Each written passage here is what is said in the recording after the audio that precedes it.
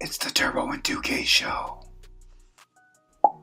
What is up, 2K crew? It is that time of the week again, and yes, I know it's been a minute. It's been a minute, and we'll kind of go over where we've been, what we've got going on, and 2Ks. I've missed you. Yeah. I've missed you. Yeah. We've had for those of you that do not know, the wife and I are selling the house that we're in right now, and we're purchasing another one. So I don't know if any of you have ever bought and sold a house at the same time. It's kind of stressful. Mm-hmm. It's kind of stressful. So that's where we've been, and we do want to apologize, because it's not like we don't love you guys and gals. It's just that sometimes real life happens, but you know what? None of that matters, 2Ks, because we're fucking back. We're back. We're back. Now. We're back right now. And one of the cool parts is that in this new house, 2Ks, we're going to have a dedicated studio. Yes. We're going to have a dedicated studio. And so it will look quite a bit different than the surroundings here if you are watching us on YouTube. And big shout out to the folks that are watching live.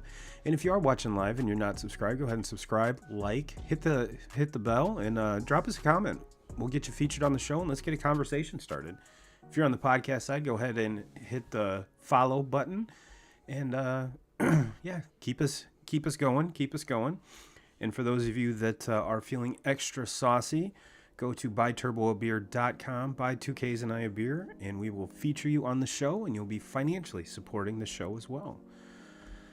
Well, 2Ks, we've got a lot to catch up on. Yeah. We got a lot to catch up on, and you know, I was in Three Rivers this afternoon, and did not realize that the show kind of flow that I had in my head was going to change. Yeah.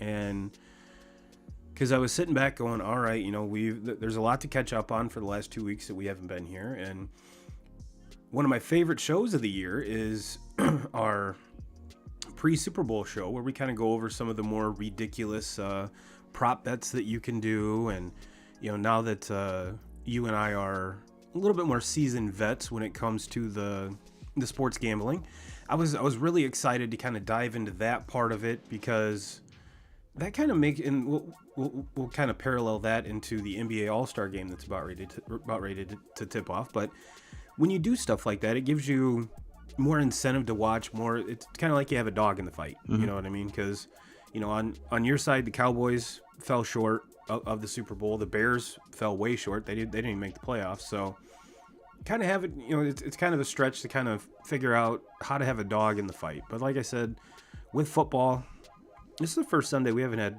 football in a long time, 2Ks. Mm-hmm. We went through the longest football season in history, so we are getting a little bit more spoiled, I guess you could say, as football fans. But and then add on top of that, we should be talking about pitchers and catchers and spring training, and who's lighting it up, who's actually going to make squads, who do we think's going to make squads. And a lot of the free agency stopped once the lockout hit. Mm-hmm. Aside from what I think was some of the international players they could still sign, but as far as free agency, stop, can't do this. And that's the unfortunate part about it, is most of the time when we have, football comes to an end, we have this to look forward to. Right now we don't. There's a lot of question marks. Yeah. It's obvious that everything's going to get pushed back as far as spring training. Who knows at this point if we're going to even see a full 162-game season. And, there was a lot of deals that were made, free agent deals that were made, and even some trades that were made leading up to it. We didn't really get a chance to talk about it because we were right in the heart of the football, the NFL season, and the college season.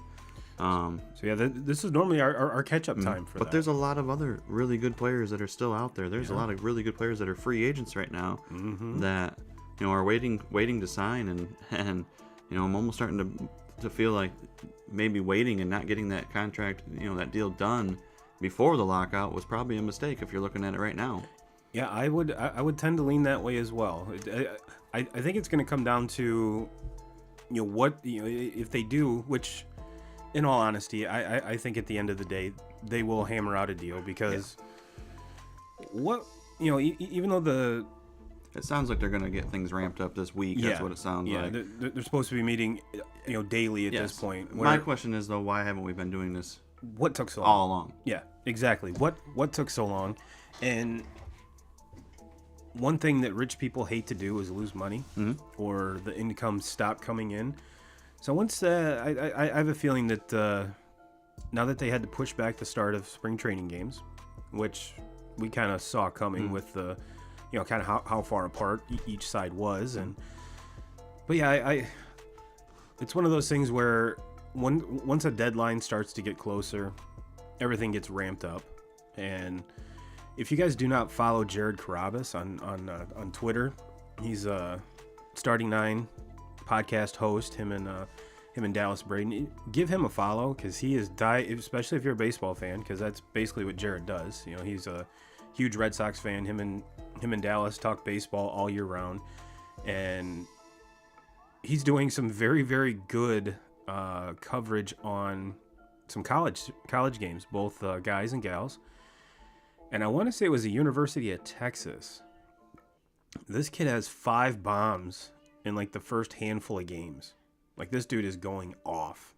And as a shitty podcast host, if I wanted to talk about that, I should actually have the post, but I don't.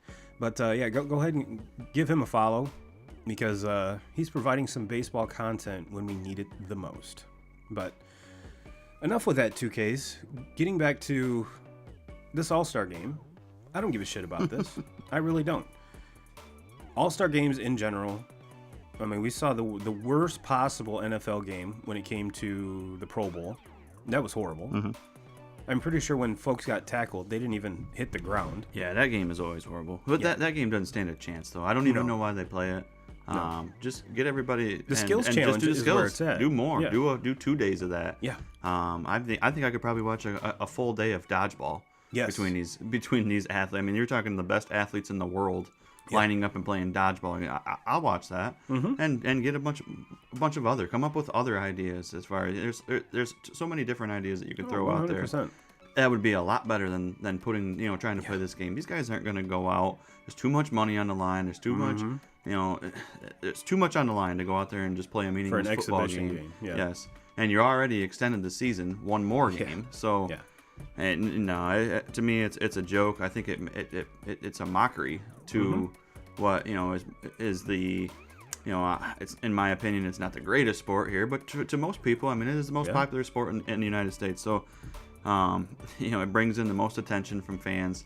Find something different. Could you imagine, as a football fan, or a person that's never watched a football game in their life, and that's the first one that you're like, what is this pansy shit going on? They're not even tackling anybody. I thought these are supposed to be the biggest, roughest, toughest, fastest, strongest athletes in the world. This is bullshit. But no, getting back to because all these All-Star games they're exhibition games. We all know that there's 0 defense played in the NBA All-Star game. The baseball, I think, is probably the closest. It's the best one, yeah. But then again, there really isn't. Thank Christ, the home field advantage for the World Series is not tied to that anymore, because that was the worst decision. That was horrible. Baseball it's normally a low scoring game because you see, it's already pitching is already overpowering the offense in baseball today, and then when you take some of the the best pitchers in the world. And all they have to do is give me 2 innings, so they can just go, and give it everything they got. To where, starting pitchers in a normal game, if they want to go 7, 8 innings, they got to kind of pace themselves and then try to end strong. To where you take a guy like Max Scherzer, and he always got to do is throw 1 inning. He's going to come out firing, and that Scherzer that you normally see that guys can't even touch anyways because of the movement on his balls is now throwing, instead of throwing 94, 95, is throwing 98, 99. Yeah, it's basically unhittable. What's even more unhittable is Draymond Green's suit. That is, I don't know if I can really just describe it as the most electric suit I've ever seen or the most disgusting suit I've ever seen. But kind of to put a tail on this, I guess, is with the advent of or the sports betting on your phone, I think I laid $20 combined on this game. Yeah, I mean. Again, it's They're both flyers. Yeah. They're both flyers because A, you don't even know how much these guys are actually going to play, and B, how much they actually give a shit. Yeah. So, but you know what? It gives me that dog in the fight. Yep. It gives me that dog in the fight. I threw a few dollars on Giannis to win the MVP. That's it. There you So, go. We'll see. See what There happens. you Go Giannis. Well, let's to kind of bring everything full circle here, 2K crew. When I was in Three Rivers today, I this probably isn't the safest thing to do, but I've got YouTube TV on my phone, and I'll put it through the speakers of the car, and then I'll just put my phone on the seat or like between my legs, so I can at least listen to what's going on. Mm-hmm. And I took back about $50 worth of empties. So had the earbuds in and was listening to the Michigan-Wisconsin game. And first of all, what an up and down game. Yeah. What an up and down game. I'm pretty sure that at halftime, there wasn't a single three-pointer made. Neither team was shooting the lights out at all. Most of the obviously the vast majority of the points came in the paint. Mm-hmm. You know, your big dude in the middle had a hell of a game. Yeah, it seems like he pretty much always does. Mm-hmm. It's the guard play for Michigan that can't step up. It's really everybody else other than him. They just can't find that consistency. What's Somebody his name will again? have a night. You talking Hunter Dickinson? Yes. Yeah, he's the best player on the team. They run everything around him. And then the question is looking for somebody to step up, or one or two. You really need two guys to step up behind him. And there hasn't been somebody that can do it consistently all season long. You'll see flashes from here, from guys here and there. They're a very young team, but the inexperience shows, especially in hard-nosed games like this where Wisconsin plays great defense. Michigan played great defense. Their defense was good enough today to get it done. You shoot 4 for 25 from the 3-point line. Yeah, that's not going to get it. Look, over the years, Michigan has had so much success because they can shoot the ball. They always can shoot the ball. This team cannot shoot. They cannot shoot the ball. Their guards are very weak. The big guys inside, Dickinson, obviously, he's the best player. They have a freshman in Diabate who I think is going to be very good. He was in raw foul trouble right today. now. Very raw right now, yes. Yeah. But I think he's going to come around. He's going to be a very good player. The Houston kid has the ability. The sky's the limit with him. But again, he's not consistent.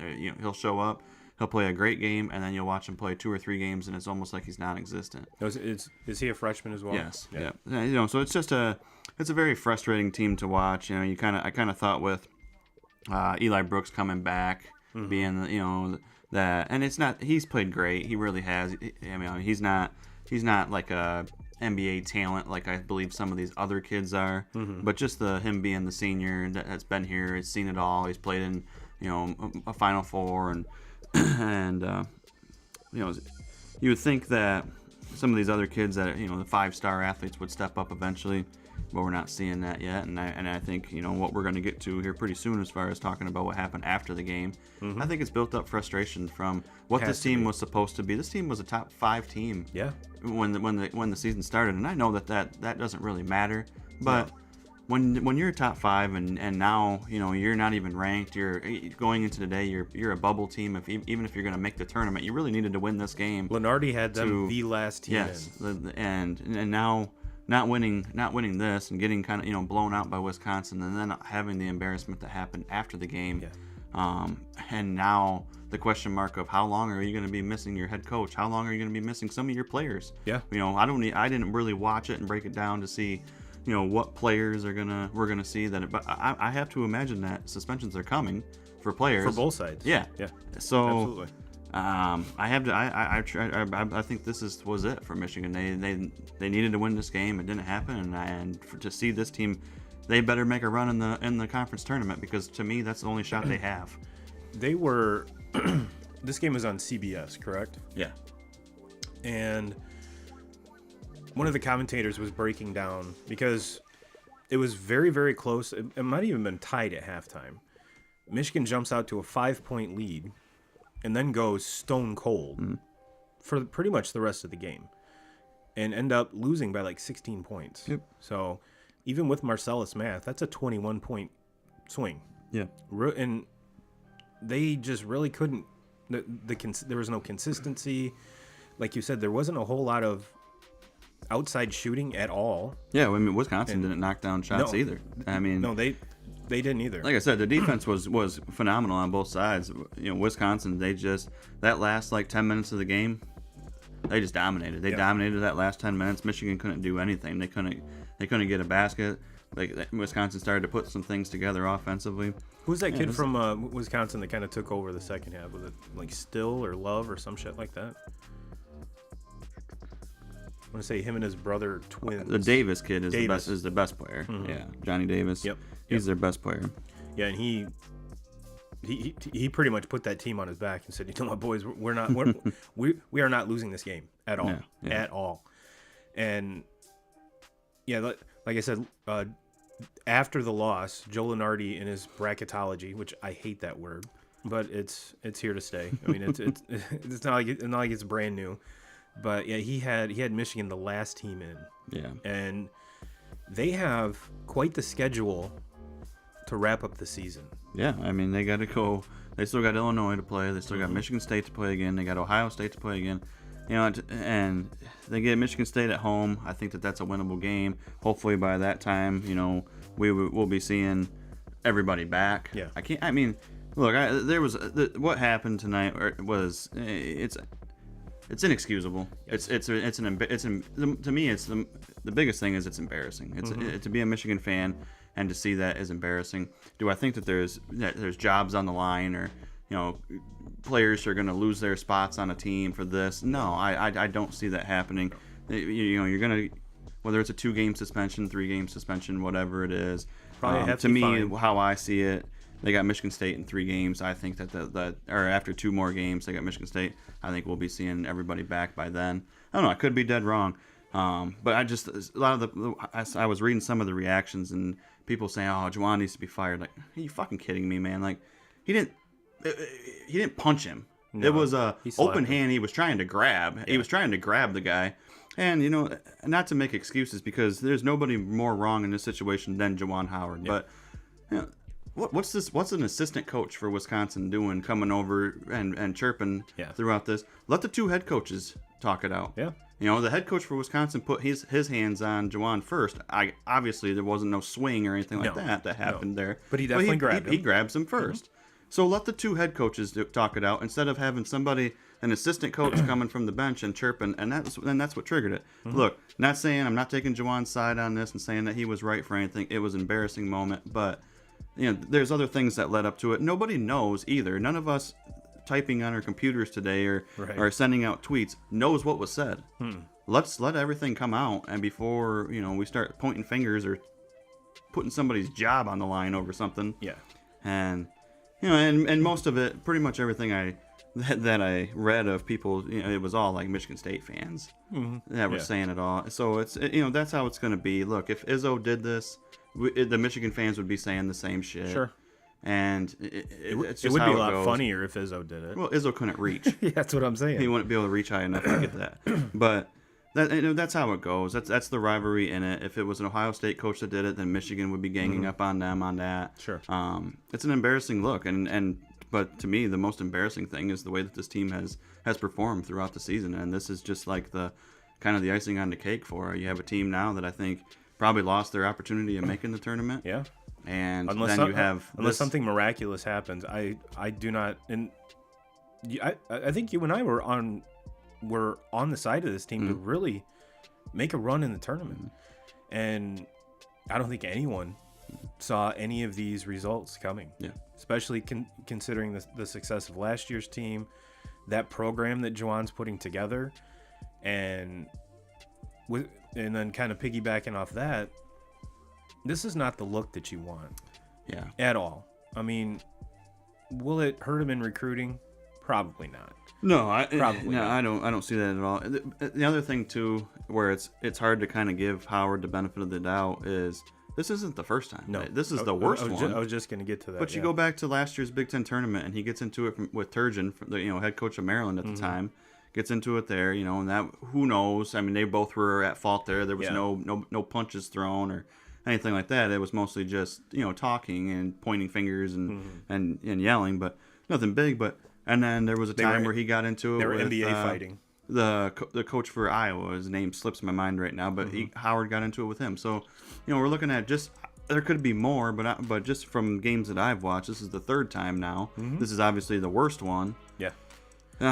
So it's look, he's gonna face a suspension, and there's gonna be he's gonna have a talking to, and things are gonna have to change. Yeah. And because it's a very embarrassing look, and but to say that his job is on the line right now, I think that's way overboard. Well, one of the things that because like I said, I this is one of those things, I don't have a dog in the fight. I enjoy watching this Michigan team up until this year, but just because it's been rough. It's been rough. And that's the other thing too, where you start, not to cut you off, sorry to cut you off, but when you're not winning, this is when people are going to start ganging up on you. Sure. Now, if Michigan was playing and they were a top 5 team and they had this blemish, happen, it probably doesn't happen because there's really not a whole lot to be frustrated about. Winning cures all. But when you're not winning and then you have this situation happen, that's where everybody starts to turn on you too. Absolutely. But and I can understand the folks that are like, he does need to be fired. Because I have a feeling if this was a player that did this, that player's off campus. I mean, that can't happen. That can't happen. Whether that player would do that to another player, or even worse, if he did it to that assistant coach. So I can understand where folks are coming from, because if it's the same incident, just with two different people, why would you hold the student or the athlete to a higher level than the coach, where you should expect the coach to be more professional than anyone else on the team? Absolutely. But to me though, like, even if a player did what happened there today, I don't think he gets kicked out. People are trying to turn this into like he threw a punch. He didn't throw a fucking punch. Like, he was trying to grab. I'm guessing that Juwan Howard probably's been in a couple scuffles in his life. He's from Chicago. Yes, exactly. So I think he probably knows how to throw a punch. And if any of those guys in that scuffle were those coaches for Wisconsin, if he would have wanted to throw an actual punch, they would have been in some trouble. He was trying to grab, and it just happened that his hand, he's probably 5-6 inches taller than who he's trying to grab. So his hand ends up going across his face, and it looks like, there's a punch thrown. There ain't no fucking punch thrown. I don't know where the media has. We know what the media is capable of. Oh yeah. I mean, look around, people, for the last 3 fucking years. Right. But so they're gonna spin everything they want into that this was a punch. This wasn't a damn punch. So people, chill the fuck out. And just you could tell how much of a bigger human Juwan is compared to this assistant coach, because his hand like wraps around the side of his head. He's 6'11". I mean, he's a former NBA player, so he's a lot bigger than all these guys on the side. Again, it's not. I'm not trying to say that what he did is inexcusable, but damn, to fire him, that's not. I don't see it happening. Now, if it keeps on going, look, we see head coaches, college coaches getting DUIs and shit happening all the time, and nothing really comes of it. And we see how many recruiting violations do we see, and nothing really ever comes of it. And so, open hand, try to grab somebody by the shirt collar, and you hit him on the chin, and now all of a sudden we're gonna fire this guy. I don't see it. And there's a lot of people drawing comparisons to when Bruce Arians kind of shoved his player to kind of get him out of to stop what was going on. And to me, they just gave BA a fine, which it is what it is. But it's in the two instances are vastly different. One is just the sport that you're playing. Was BA trying to be malicious with it? No, he's trying to get his players' attention. If you've ever played any sport, at any point in your life, I guarantee a coach has nudged you or tapped you or grabbed you by the shoulder or the jersey to get your attention. And in my mind, that's what it was. It just so happened that the camera caught it. With this, completely different. The intent was different. He might have been trying to get the assistant coach's attention. He already had his attention, let's be honest. And like I said, it's just two very different circumstances. And then you get the extreme people that are, kind of referencing the Malice in the Palace, which that was completely different. Mm-hmm. I mean, we had, first of all, it was player v fans, so that was completely different. And that was actual. Those were throwing punches. Those were intent to, really hurt somebody. And the players involved in that had a career after that, so they didn't get fired. They didn't get released. Mm-hmm. One of them changed his name, but that's about all. The best part about the whole situation was there was another, like, I don't know if he was an assistant or if he was just like a trainer or something from Wisconsin. And I didn't see it when it first happened. It all came from a video that I saw on Twitter, and it might not have actually been from the TV feed. It might have just been from somebody that was at the game. Mm-hmm. But there's like a trainer or somebody. He looks like he's about 5'4" for Wisconsin. Got all decked out in Wisconsin on the floor there, and like they're still chirping even after they get Howard out of there, and they start getting the players out, and he gives the suck it to him. Yeah. That was the funniest part about the whole situation. Like, look, Michigan got their ass beat, and it was frustration going off of a Wisconsin coach calling a timeout with seconds to go in the game of a 14-point game, and everybody knew it was over. Yep. And they call a timeout to, there could be questions on why was that timeout called? Why was Michigan still trying to amp up a press? Yeah. Yeah. It is what it is. It should have never happened. According to the Wisconsin coach, he obviously had his second stringers in. Yeah. And he called the timeout because there was only 4 seconds left on the 10-second clock. And it is what it is. Yeah.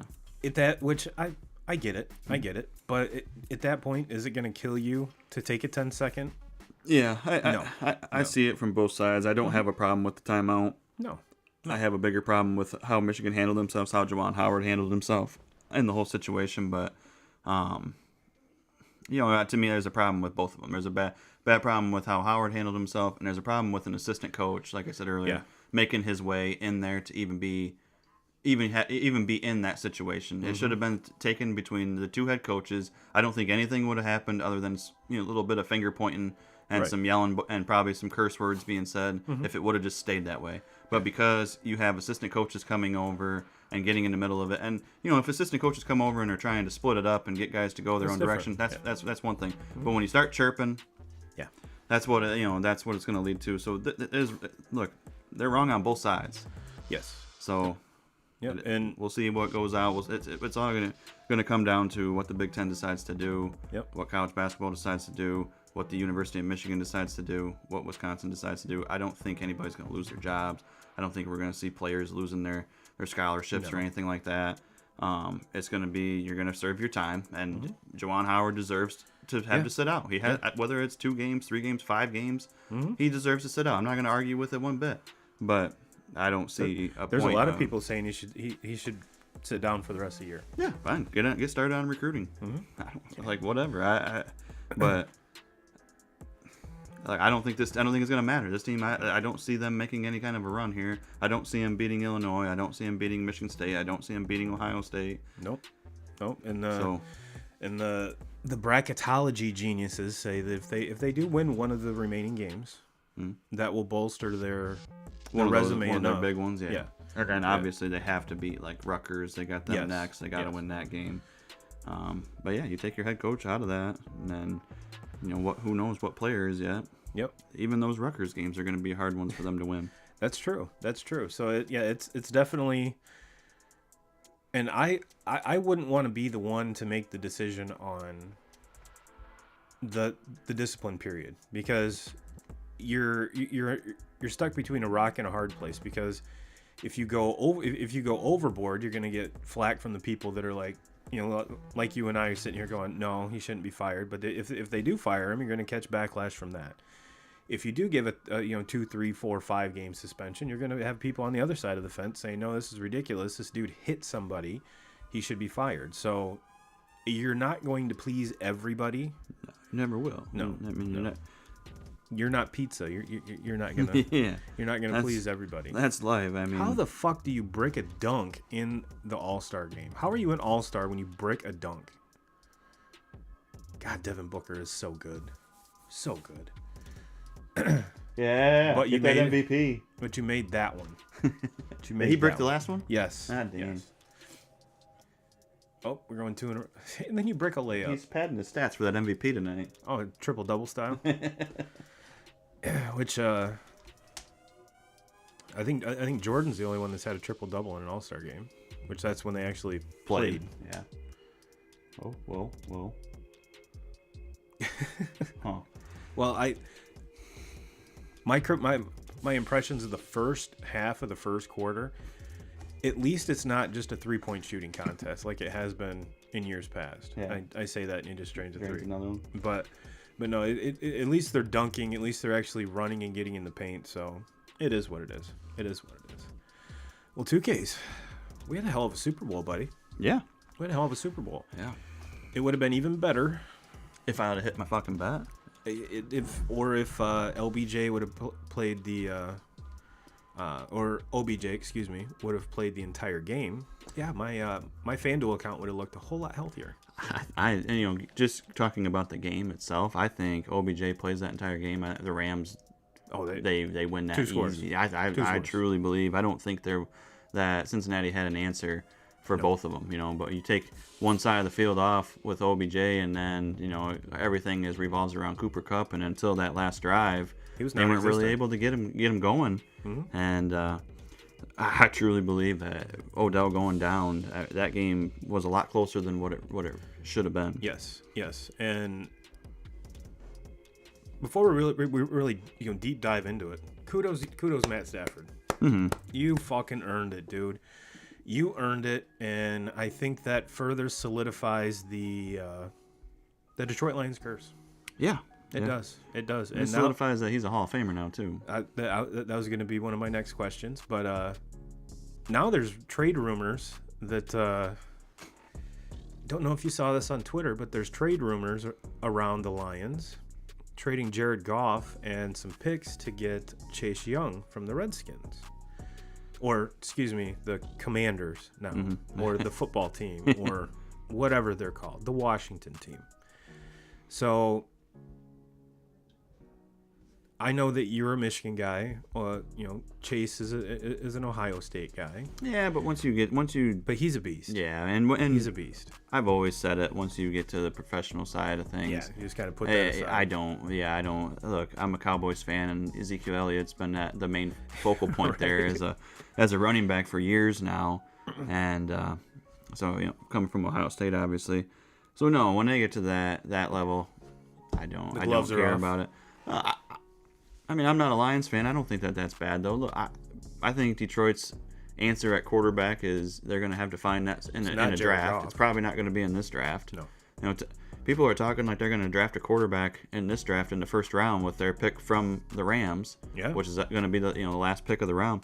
I don't see it, though. To me, there's so many other and you're going to get the fourth best quarterback out of a shitty quarterback shitty quarterback class. And let's take a look. You're obviously going to be around the top 5 for a pick the next year. So let's see what quarterbacks are coming then. I don't know. I haven't done my research to know what's coming then, but I have to believe that there's probably some better options of what you can get at pick 32 here this year. Yeah, it is. So ride it out with Jared Goff. Or trade him and find somebody else that. Goff wasn't terrible. No. Was he good? No. Was he as good as Matt Stafford when he was in Detroit? Absolutely not. No. Absolutely No. But the Lions have a lot of holes to fill. Mm-hmm. Yeah. On the defensive side of the ball mostly, and that's where I'm like, use both of your picks in the first round on defense, or maybe if you do say you do pull off this trade and bring in a Chase Young, then maybe you're looking something different, a defensive with that first pick other than one of the pass rushers. Yeah. But they need help in the secondary, so maybe the safety from Notre Dame, Hamilton, would be a good one for them to look at if they were going to make that trade. I don't know if I see that trade ever happening. But my thought is, why not draft, Hutchinson or was it Thibodeau? Mm-hmm. Those two guys, you can get them on a rookie contract, whereas, Chase is still under his rookie contract, but with obviously less years. It's not like we're talking that Chase Young is Aaron Donald right now. Could he be? Could he be? Absolutely. Yeah. But then again, you have the people kind of like the Rams. They went out. They're like, you know what? Fuck these draft picks. Give me something that's proven. Give me something that's proven, and let me win with that. I'm not trying to hit the lottery on because scouts are scouts. Scouts are people. Yeah, I mean, people make mistakes. Kind of been like the theme lately. You know, you go and you get a quarterback and you go win, and you win it all. I mean, it kind of started with Peyton Manning leaving and goes to Denver, and they win. And then you see it happen with Tom Brady. Leaves, goes to Tampa. A lot of people were like, oh, yeah, you're taking the GOAT and you're putting him on Tampa, but this Tampa team's not even close. They're not even close. And they win. Yeah. And, you know, there's been a lot of talk around, is Aaron Rodgers, could he possibly, you know, be that person that leaves and goes somewhere and can do that, you know, this year? So, yeah, I'm all for that as far as... Well, there's a lot of dudes that we could have that conversation. Oh, for sure. Him, for sure. Russ, your boy Jimmy G, which I'm not... He's not going anywhere and winning a Super Bowl. No. But there is a lot of talk around that. But kind of bringing things back to the Lions, it's like, you know, they're far enough away from being competitive. I'm not giving up more of my commodities to get a proven thing. No. Now, what I mean by commodities are the draft picks. If you could, which Washington would never trade Chase, you know, a player like Chase Young for Jared Goff and a defensive back or something like that. I highly doubt that trade would go down, just because Chase Young is that good, you know. But then again, like I said, I don't know when you lump picks together, when your team is that in need all over, giving 5 things for one to me really doesn't make sense. Yeah. I mean, could it open up some salary with Goff's contract off? Sure, but what free agent is going to go to Detroit? And the thing about it, like, I don't know. I'm not saying Jared Goff is a good quarterback. I'm saying I don't think he's a bad quarterback. No. And he's 27 years old. I mean, can he get better in these next couple of years and really hit his prime and have a 4 or 5 year stretch there where he's really good? I don't know. Could happen if he can keep him upright and keep him healthy. I was just gonna say, and get some weapons around him. Thank you. That they never did it for Stafford. Everybody's like, oh, he had the best quarterback or the best wide receiver of all time, possibly with the worst offensive line. But he never had a running game. There was never a running game. He had to throw for 5,000 yards every single season. And now I think they have some guys at running back that can do things. They got some receivers that are, they have with St. Brown, the rookie. I mean, that's a great story with him. 4th round pick. But he's a slot guy. Now you got to go and get some actual receivers that can stretch the field with them. And the running game I think is good. The offensive line they've drafted very well at offensive line. The defense though, the defense is what they have to change. And to me, I'm not ready to give up on Goff there. No. But just keep playing with what you have and keep building in the draft, and don't lock yourself into into shit contracts with free agents, because they're going to have more cap space than anybody going into this offseason. And yeah, they can do some things, but to me, don't go overboard. They tried to do that a couple years ago, and none of those guys really panned out. You know, the Trey Flowers deal coming off of his season with New England, where he was phenomenal. He never did anything in Detroit, and it just didn't work out. And so Detroit's got to be smarter with how they spend their money. But getting back to Goff though, I don't think it's time to just give up on him. I mean, ride it out. You guys are probably not going to have a great season again next year, but then you hit it in the draft. You get another good draft pick. And the other thing I like about Goff is I truly think Goff kind of just bought into that. Oh, 100%. That situation of being the underdog and not. And then on the other side of that trade, like people have been talking about, people were saying in the beginning, oh, Detroit won that trade. And now you're seeing it that obviously Detroit did not win that trade. No. But it worked for both teams. I truly think it works for Detroit. And for Stafford and for the Rams, it was a great trade for them. And they've spent so much money, and they have stars at basically every position that there is on the field. They just didn't have a star quarterback. But their window was getting smaller and smaller with all these stars, and they knew that they had to go all out for it. They made this deal. They brought over who Sean McVay believed at the time was an elite quarterback, and a lot of people did not believe that. And I think he proved it this year. He proved it in this run in the playoffs. Yes, that he's elite. Yeah. He proved it that he's a Hall of Fame quarterback. And I've heard people talking this week like he's not a Hall of Famer now, and I'm like, how? Yeah. He's gonna like just completely smash fucking records if he keeps doing what he's doing, and Sean McVay stays as his coach. Yes. Like he's just gonna keep smashing records, and he's always gonna have that one Super Bowl now. Like to me, he can retire now and probably he can probably make a better case than somebody like Eli. Oh, 100%. Eli has one more Super Bowl than him. Yeah, and played on, but yeah. That was one of the questions I was going to ask. Is Stafford a Hall of Famer right now? If he walked away, absolutely. In my opinion, which if you guys want to get my opinion early, go to buyturbobeer.com, buy us a beer, and you will be signed up on our. If he doesn't leave Detroit, he probably still has a great chance of being a Hall of Famer just from numbers alone. Look at like a Dan Marino. Took the words right out of my mouth. Numbers alone, you can't take that away, and you can look back and say, well, all they did was throw the football. They had to. Yeah, they never had a running back. Did Stafford ever have a running back that you'd ever heard of? No, other than like a washed up Adrian Peterson. Yeah. I mean, like he never not one. Mm-mm. And the offensive line was very suspect. When your starting running back is Joik Bell. Yeah. Exactly. Which, not hating on Joik Bell, but there's a reason why he's the starting running back in Detroit, because he couldn't start anywhere else. The pride of Eastern Michigan, I think, is what anytime he touched the ball. Yeah. But we've talked about the Rams a little bit. The Bengals, what a hell of a run! What a hell of a run! Yeah. And what's scary about this team is they're so young. Mm-hmm. I don't think that they flinched under the pressure at all. When Burrow hit the ground and grabbed his knee, I was like, oh, shit. Yeah. I'm sure everyone watching the game was like, oh, God. Oh, God. Here it goes again. Mm-hmm. Here it goes again. Now, I completely understand now why they took Jamar Chase with their first-round pick. That team doesn't make it to the playoffs without him.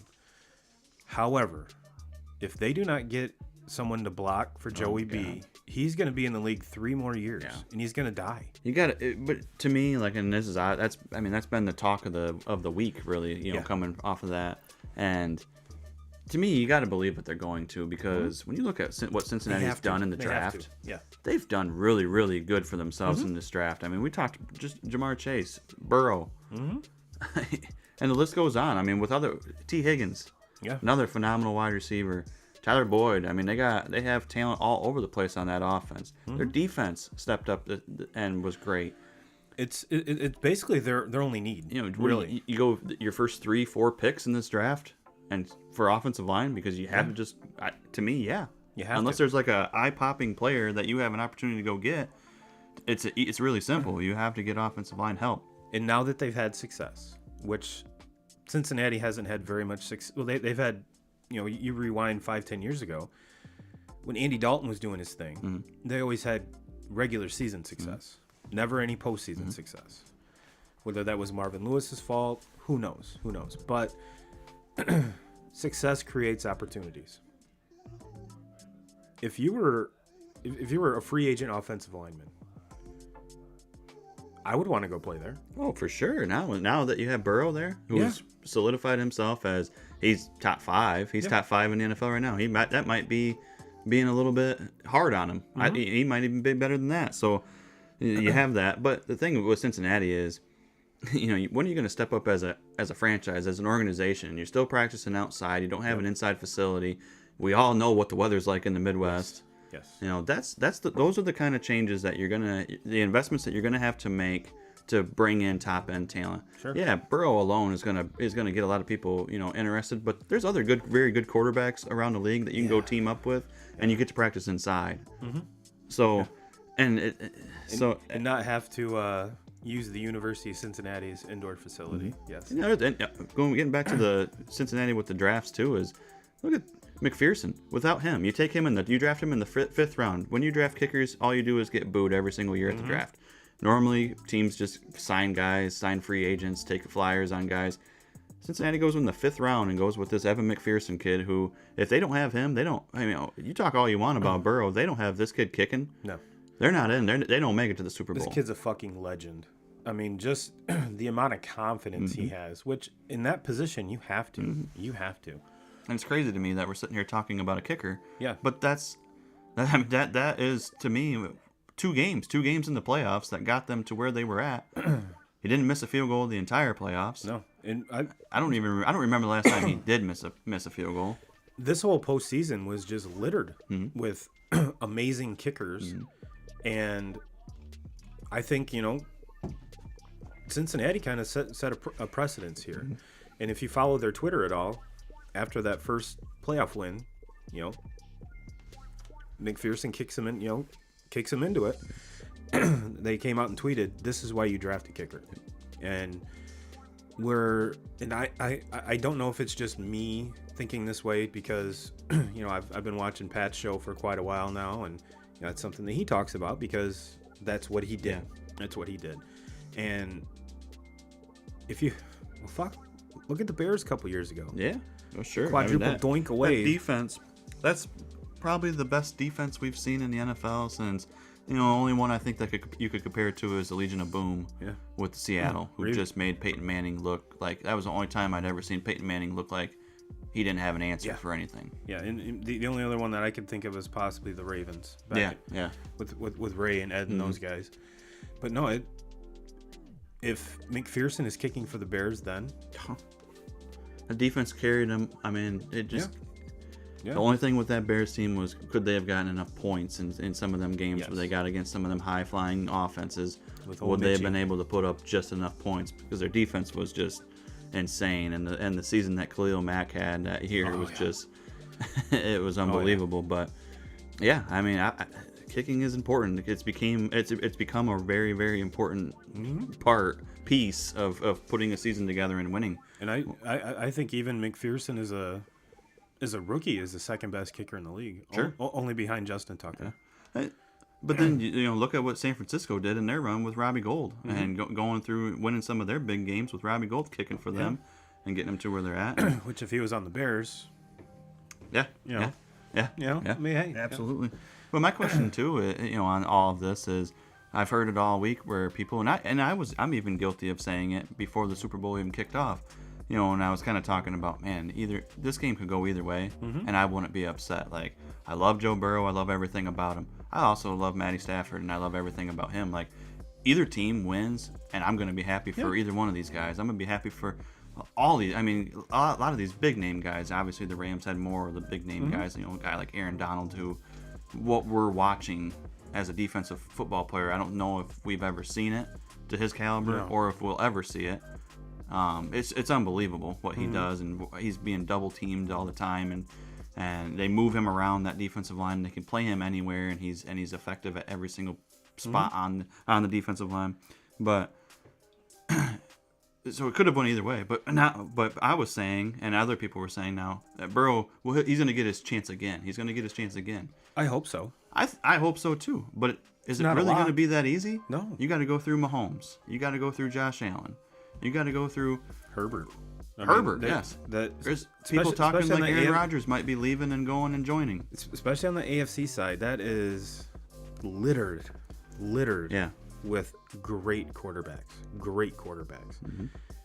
Not to say there isn't a lot of great quarterbacks in the NFC, but it seems like the younger generation is all living in the AFC.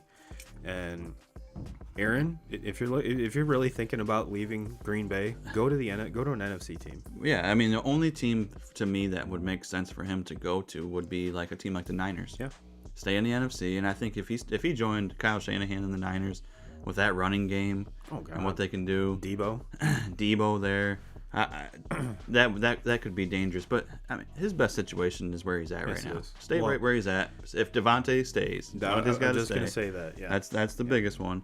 Right along with him, but stay there and try to make your run. I think so too. The more it's kind of drug on and just kind of hearing things and the way that he's talked in some different interviews, I don't see him going. Look at this. He's a very smart individual, and I think he also looks across and sees what their AFC has. And I think a lot of people read into a lot of what he says and does, and he's calculated. He knows exactly what the fuck he's doing. Yeah. Would he fit in Pittsburgh? Absolutely. Absolutely. That's not a Pittsburgh thing to do. Does that mean it's out of the question? No. I think there's a better chance that Pittsburgh ends up with Russ. Yeah. Which, and all of it. That would be awesome, That would too. yes. That would be awesome, too. So there's another team that's, you put a quarterback on that Pittsburgh squad, and there's another team with Tomlin, and they're already right there. They're a candidate to be. I still don't think that they would be as good as some of these other teams that are in the AFC, but they're another AFC team that's a powerhouse that you have to go through. And I mentioned the Ravens, and you look at when they're healthy. I mean, they got bit by the injury bug more than anybody this year. They had 4 running backs go out even before game 1. Yep. And then, missing Lamar for most of the season. Yeah, and his backup did really good. Yeah. Did really good. So I would, and there's even talks in Pittsburgh about Mariota. He's, and with Carr, now that their coach is in there, is he going to be on the Carr bandwagon? Because Carr's going to get paid by somebody. Yeah. He's going to get paid by somebody, and there's a lot of teams that would be a whole lot better with even a Derek Carr as opposed to, obviously with Russ and with Aaron. They're top 10 quarterbacks, both of them. So that means there's 20 other teams that would love to have, which I guarantee there's probably going to be like 25 teams that would love to have either one of those guys. Sure. So, and, Tampa doesn't have a quarterback, but I really don't think they're going to have a whole lot of team around a quarterback. Yeah, I don't think so either. I think they kind of... Their window's closed. Yeah, it's closed. Their window's closed. I think there's a reason. There's a reason why Brady decided to walk away, to pack it up and walk away. And I just think that... All those big stars signed 1-year deals. Yep. 1-year deals. And it's not going to be possible to keep them all together and to do it over again.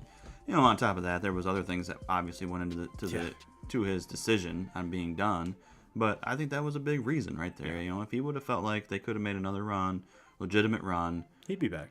I never had the feeling with that team that they were going to be good enough this year to win it. Just never had that feeling, and you have to believe that he kind of had that feeling too, that absolutely they weren't going to get there. And then when you watch dipshit walk off the field, right, and doing jumping jacks through the end zone with his shirt off, then that was kind of like. Yeah, and that might have been the final straw. Which, if it was, Tom, I don't blame you one bit. No. I do not blame you one bit. But yeah, this was one of the better Super Bowls, and it was a really good game. It really was, and it came down to with a little bit over a minute left, Burrow had the ball in his hands to go win the game, and there was.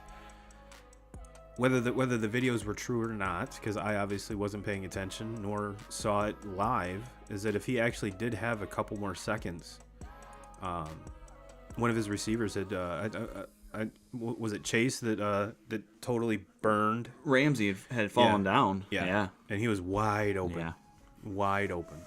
So it literally came down to seconds that won that game, and. There was people. That was one of the other points too that I was reading on things, and that's the thing with. And I'm just as guilty as anybody, but you can get on on Twitter and people can just spew whatever the fuck they want. Oh yeah, well that's one of the more enjoyable parts of Twitter. People were ripping into Jalen Ramsey about him giving up as many yards as what he did in that game, and he got burnt so many times. And look. He's still the best defensive back in the NFL. I don't give a fuck.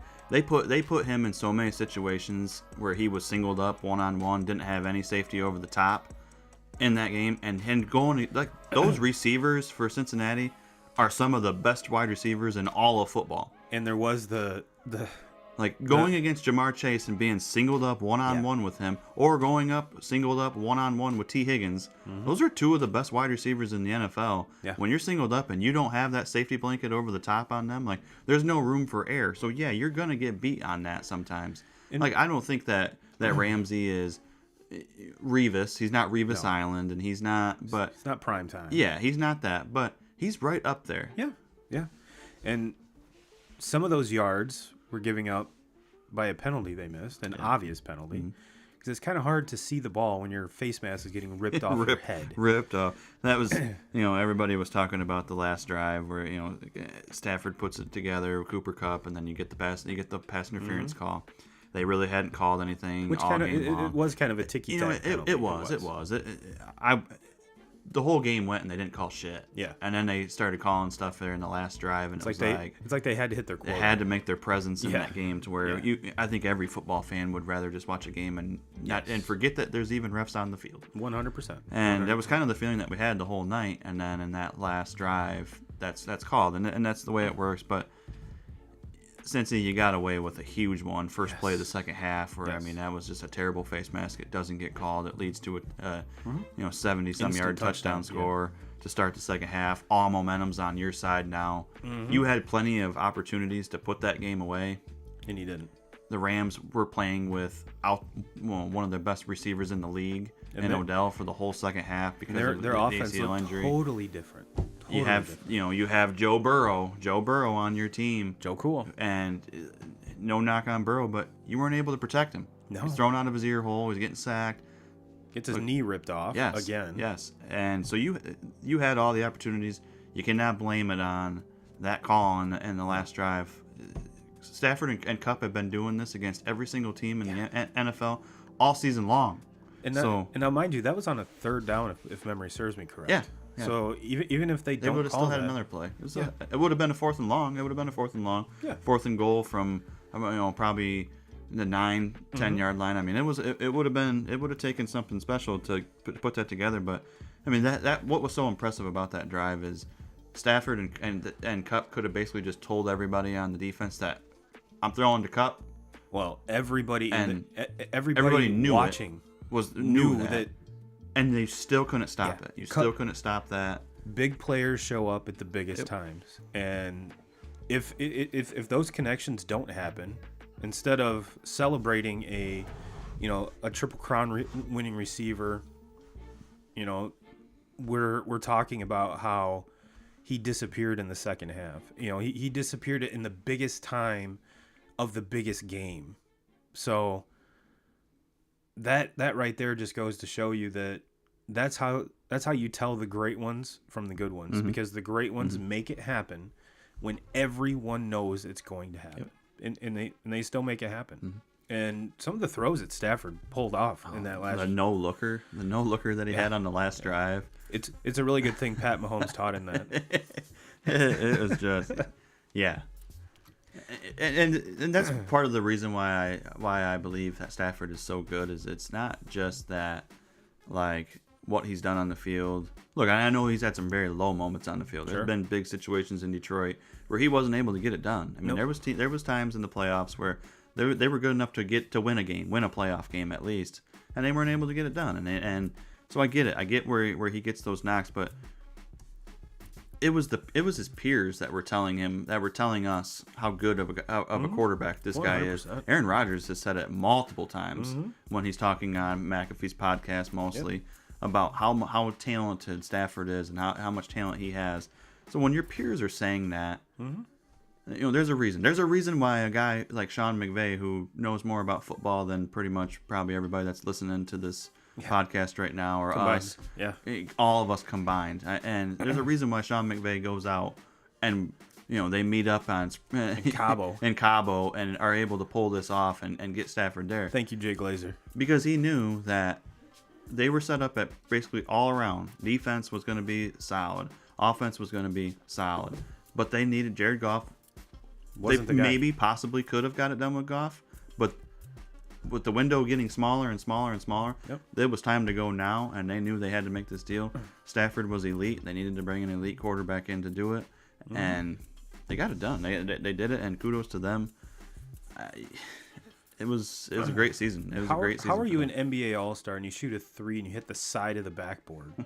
How does that happen? And then Steph hits it from like the logo. Just doing what Steph does. But no, I was thoroughly pleased with the game. It had highs, it had lows. I mean, in kind of getting back to what you were saying, there was a lot of people, and kind of myself included, that was like, man, this is going to be the Rams are just going to rout. I thought the so Bengals. in the beginning when like Odell would have had 2 touchdowns in the first half. Yeah, yeah. Like he doesn't go down. I think he scores in the first. I think he would score on that last drive before halftime because that Mm-hmm. was the drive that he went down on. They were starting to get something going there. That happens. Even if his knee doesn't buckle, Yeah, he's catching that. he's and going catching that 30 and going. yards. Yeah. So he possibly could have scored on that play. their defense was so the focal point was Cooper Kupp. Why wouldn't it be? You But have when to. you do that, how do you stop that? How do you stop 2 elite receivers in that situation, and then you have a quarterback that can sling it all over the place? Like, I truly believe Odell probably scores a touchdown if he doesn't go down on that last drive before, and then possibly you could have been looking at him scoring another touchdown, or they would have had to make adjustments at halftime, and instead they're able to just come out without Odell and focus everything on Kupp. And for the third quarter, Kupp really didn't do a thing. He didn't make anything. It wasn't until that last drive of the game where he was able to. They figured out something. Yeah. It's Odell would have had 13 more yards. Yeah. 13 Oh, I more hear you. yards. Let me talk to you about betting though. 'Cause I'm pulling that right up right now because this is the one that really got me. And this was only a $5 bet. I put a $5 bet on the final score of the game to be the Rams 24 and the Cincinnati Bengals 20, and it would have paid out $485. And the game ended at 23-20, the Rams, because of a botched extra point snap. Yep. Was a good snap. He just didn't catch it. Well, he Wasn't caught able to catch it. He caught and- it, put it on the ground, and then goes to put his finger on top of it and just whiffs. Yeah. And it's like, oh shit! Like watching live, I was like, why are they faking an extra point? Oh, okay. And you watch the replay. And, yep, he, old buddy, just Yep. doesn't. It was. So that was my heartbreaker of the. Which at the time when it happened, I was like, whatever. No big deal. No big deal. Whatever. We can still get there. We can still get to what we want. Yeah. And then as I was watching, and I watched the Rams score, and I remember looking over at Chow and being like, "Yeah, this is what's going to happen." Now, I'm see- telling you, I'm gonna miss it by 1 point, and If I would have known that, I would have texted Sean and be like, "Yo, we need to go for go for two. We need to go for two. for two. Why not? Yeah, that's put it out of their reach. Force them to have to Yeah. give up and make it to where a field goal would beat you. Yes. If you don't get it, but if you get it, hey, field goal can't even tie you. So. I mean, it's the analytics, dude. And I was trying. Trust me, I was trying to talk him into like, hey, Super Bowl, you have to be aggressive. Like, we can't leave anything. You don't want to go to overtime. Well, that because we know what McPherson's done to everybody in yeah. overtime, Sean. Like, let's just get it done. And we've been so accustomed to seeing either non-skill position players catch a touchdown or like the Philly special where that little gadget play, right? That was a perfect time. Yep. That was a perfect fucking time. Perfect time. Now, we did see it from. You always see a play like that in the Super Bowl. You have to. Somebody does it. You have to. Cincinnati pulls it off. Joe Mixon throwing a touchdown pass, and well, they did try that in Cup airmailed Stafford. Yeah. But it wasn't a goal line situation or something like that. But the biggest takeaway I well obviously took away was and I'll be the first to admit I didn't watch a whole lot of Cincinnati games, but it seemed like Cam Akers comes back for the playoffs and he has great games leading up to this one, and they just pretty much shut down the whole entire running game. The one thing cool about that is that I did have in part of my parlay, which came up short with the OBJ injury, but I did take the Matt Stafford rushing over. I think it was at like 6.5 yards. He hit that on the very first series, so that was awesome. But it seemed like they just gave up on the run altogether because it was non-existent. Yeah, they couldn't get anything. So maybe that's something to look forward to next year. I mean, Cam Akers is a great back. They had the other back came back for that week, I think. So, and we saw when the Rams were in the Super Bowl the last time, they had Gurley, and that was pretty much what got them there. And then once they got there, Gurley was nowhere to be seen. Yeah. So but there's people out there that they're saying that McVay's playbook works better with Stafford because he doesn't need to play action like he did with Goff. So that's pretty much the most inconsistent part of both teams that I saw. But when you do have Stafford, when you do have that crew, and I really think that the Higbee injury hurt them a lot because we saw him come alive the last handful of games of the regular season and then in the playoffs as well. It was I'm trying to remember. I think it went down. Didn't the Uzama, the tight end that stepped in though for the Rams though? Oh yeah. Didn't he fumble? Did he fumble in the game, or maybe it was a big drop that he had? I'm trying to. I thought there was something that happened where he wouldn't even been on the field. If it wasn't for the Higbee injury. Yeah, they were on their third or fourth string tight end throughout that game. So it just goes to show you that if you're open, Stafford's going to find you regardless of who you are on the depth chart. But no, I think that really hurt them, and I think on the flip side, Uzama not being 100%. Kind of hurt the Bengals a little bit too. Uzama played, but he didn't really factor in as much as he had in the regular season and in the postseason. So there's always going to be question marks, surrounding every team, because even if you, on the outside looking in, you think this team is perfect, it's not. It's not. There's always something internally that they're trying to get better, for whatever reason, the scheme, the system, whatever. So that I'm obviously these two teams were the best in the playoffs. So there's a reason they were there, because they're that good. So if all you're doing is tweaking instead of, kind of like we talked about with the Lions and having to rebuild, you want to be making the tweaks instead of making, the complete rebuild. So, but no, to kind of come full circle with your point about Burrow and the Bengals getting back, do I think they can? Yeah. Oh, yeah. Absolutely. But it's not going to be easy. No. I think people get caught up on how good this Burrow kid is, and deservingly so. But let's not forget. Josh Allen's going to have a lot to say about that. We're talking about, after Mahomes wins his first Super Bowl. This guy, he's going to blow. He's going to beat Brady. He's going to win more than Brady. Yeah. He hasn't won one since. He's been there. He's been back, but he wasn't able to get it done. And he gets beat. He gets beat off by Burrow, and gets beat off by Burrow. Yes. But he gets beat by Burrow. Maybe that did set myself up for that one.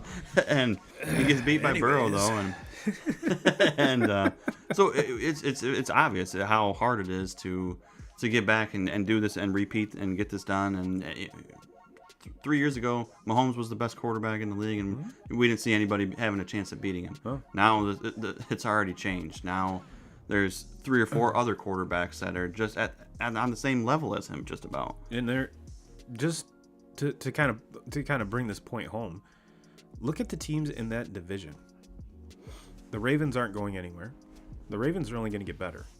Lamar Jackson isn't just going to lay down and let Joey B win this division for the next 10 years. That's not going to happen. The Browns are the Browns. However, another storyline that we're going to have to keep an eye on this offseason is what happens with Baker. I think Baker's horrible. I think that team is good, but Baker's horrible.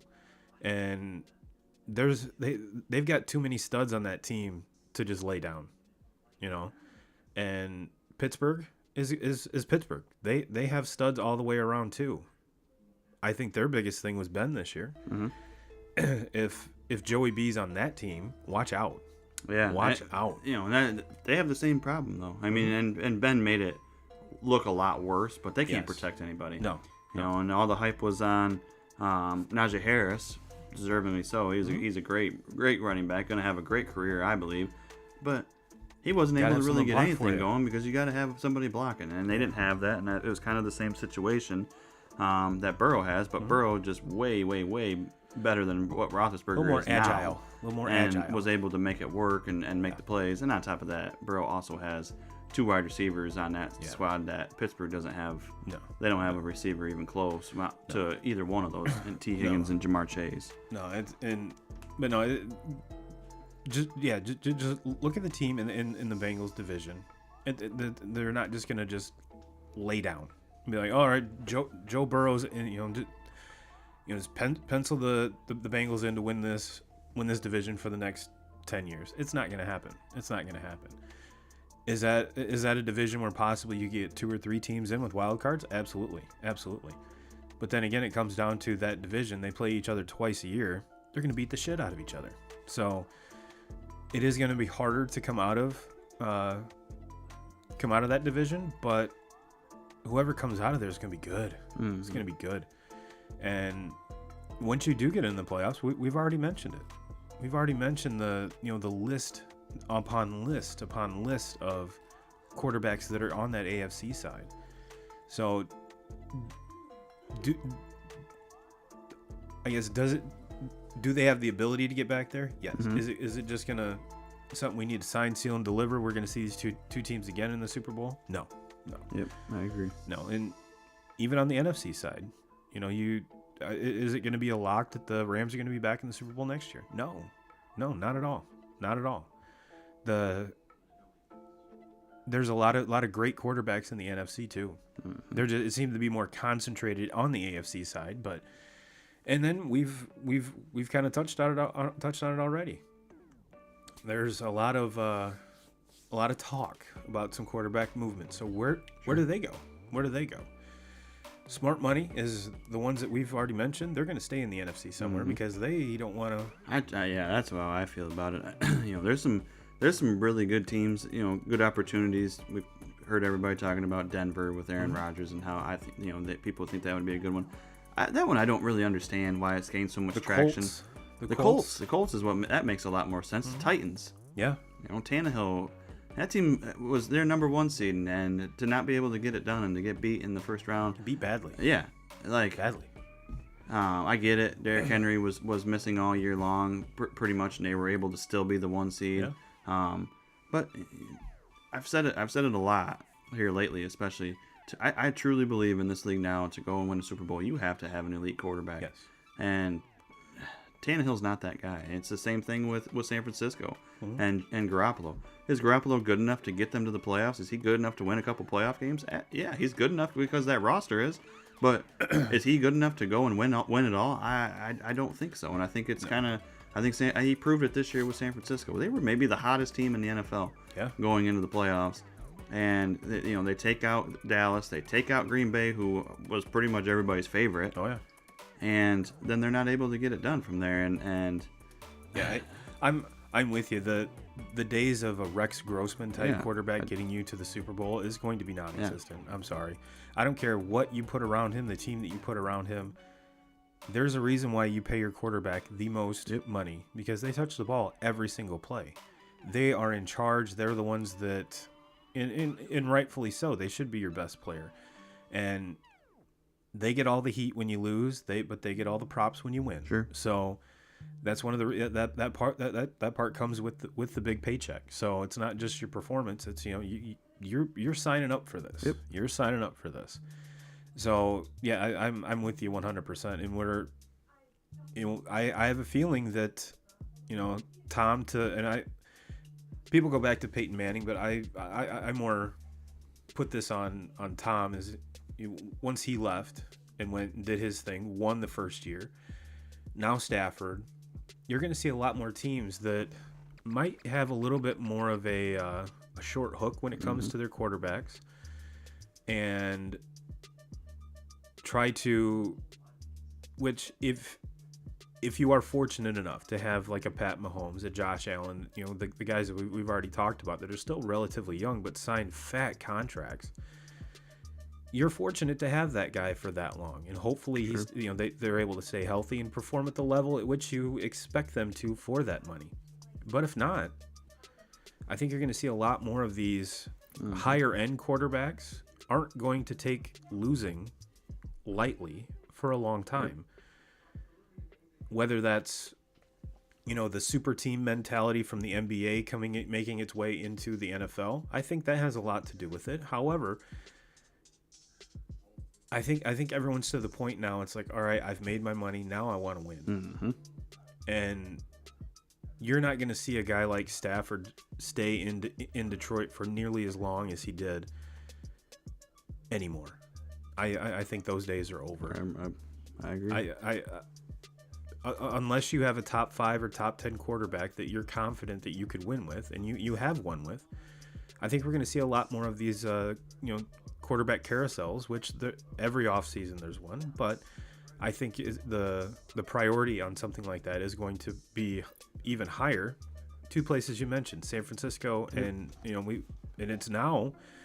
it's being rumored that the Colts are kind of done and over with Carson Wentz, which I was never really a big Carson Wentz fan to begin with. No, and I don't even think the Colts were. I mean, just look at kind of what they did. I mean, and you have the best running back in the league last year in Jonathan Taylor's, and they rode him, and it was pretty similar to what we've seen in the past with the Titans, and kind of how they basically just hand the ball to Derrick Henry and let him go to work. And when you watch that, why wouldn't you? Yeah.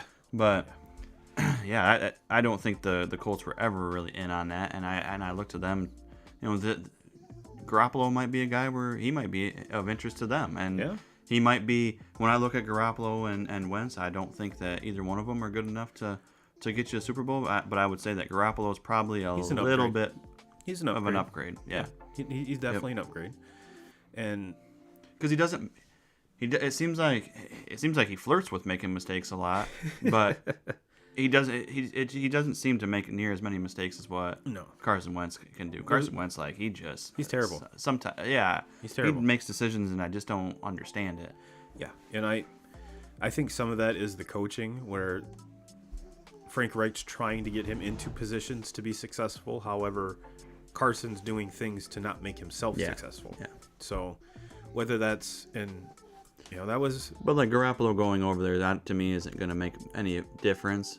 No. Because they got Jonathan Taylor, and that's an upgrade there. But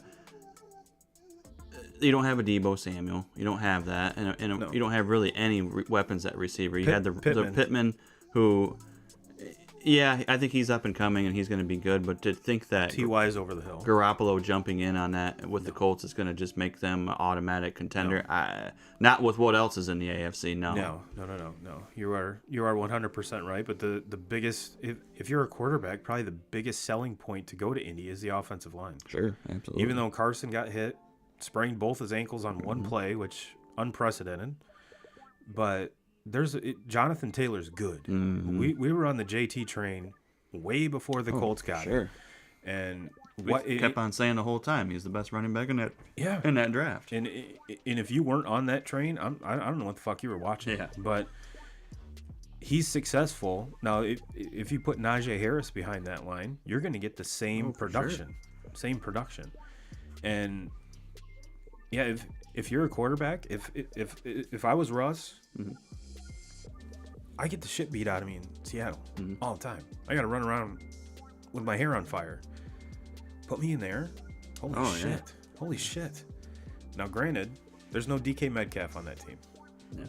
Yeah. There's only one DK. But we've seen in the draft, the wide receivers you can hit on in the second, third, fourth round. Sure, especially lately. Yeah. Lately. I mean, and that's what that's the one position that I don't think we're ever going to lose out on, because if you look at the college game today now, I mean, there's every college, the elite college teams, they go 3 or 4 deep at receiver with the talent, and then they have 3 or 4 guys on the sidelines that don't even touch the field that could touch, that could probably be doing just about the same. Oh yeah.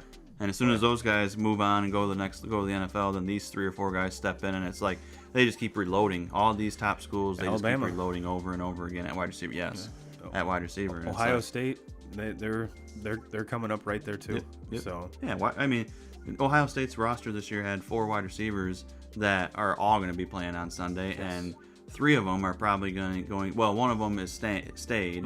But the 3 that went are probably going to be, the 2 of them are probably definitely going to first round, and the other one's going to be second, third round. Yeah. So, the talent that some of these top schools just, I mean, look, we see it with LSU, the LSU receivers as of late, the Clemson receivers, the Alabama receivers, Alabama's receivers. It seems like they always have that one receiver that is just comes out of nowhere, because I think they just keep reloading. I think it all started with Julio Jones down there, and then Calvin Ridley, and then AJ Green. then just on. Well, and on we're talking and on. about SEC Yeah. is where I'm going, but AJ Yeah. Green there.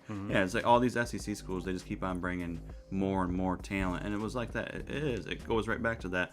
You had Julio in Alabama, and you had AJ Green in Georgia at the same time, and it just keeps going. I mean, the receivers that Georgia had this year were phenomenal. The receivers at Alabama, obviously phenomenal. The best one goes down in the national championship game with a torn ACL, and they're still talking like he's going to be drafted in the first round because he's got can't miss talent. Yeah. So, and then last year with Devontae Smith, I mean that was like he put up the best wide receiver season that we've seen a college receiver ever put up. Yeah, probably one of the best route runners. Probably won't ever see anybody at the college level do that again, especially at a team that like Alabama that plays against top tier talent.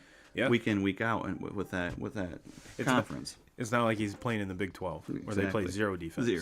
Zero. So, but no, it's